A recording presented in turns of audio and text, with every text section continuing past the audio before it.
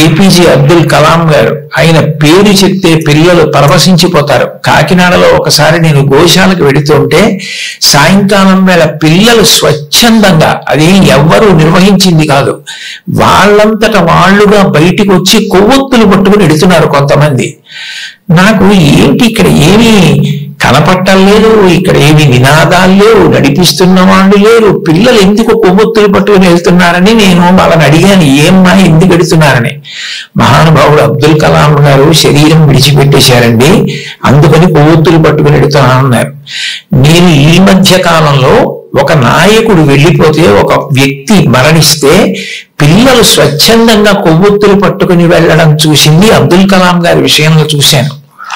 అటువంటి అబ్దుల్ కలాం గారు wings of fire అని ఇంచుమించు తన జీవిత చరిత్ర ఆ పుస్తకంలో రాసుకున్నారు.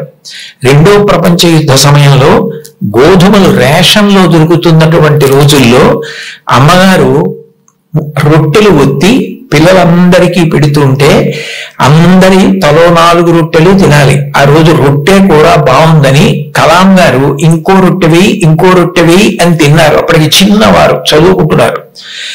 ఇంకో రొట్టె వెయ్యని తినేస్తే అన్నగారు వచ్చి, నువ్వు రొట్టెలు ఎక్కువ తినేశావు, రెండో ప్రపంచ యుద్ధం జరుగుతోంది, రేషను గోధుమలు దొరకట్లేదు, అమ్మకి రొట్టెలు నీకు పెట్టేసింది, అలా తినచ్చా అన్నారు.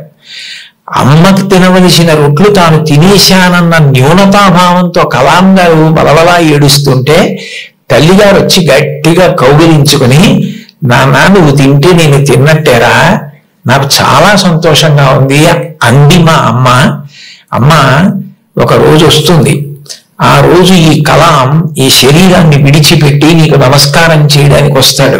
On the day of the final judgement అని రాసుకున్నారు ఆయన.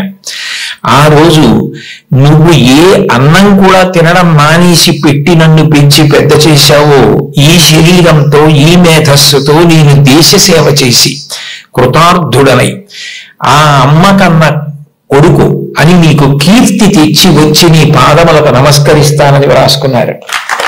అమ్మకి అబ్దుల్ కలాం గారు ఇచ్చినటువంటి గౌరవం అంత గొప్పది.